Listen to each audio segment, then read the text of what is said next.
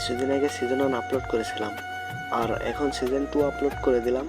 যারা যারা সিজন 1 শোনেন নাই তারা গল্পের আগাগোড়া কিছুই বুঝতে পারবেন না। সো আগে সিজন 1 শুনে আসতে পারেন। কথাটা বলে একদিক দিয়ে চলে গেল মেঘলা। তার কিছুদিন পর আমাদের সেমিস্টার পরীক্ষাও শেষ হয়ে গেল। আমি আমার বন্ধুরা ভালো রেজাল্ট পেয়ে পাশ করি। আজ থেকে আমি মুক্ত, খেতে ঘুরতে আমি ব্যস্ত।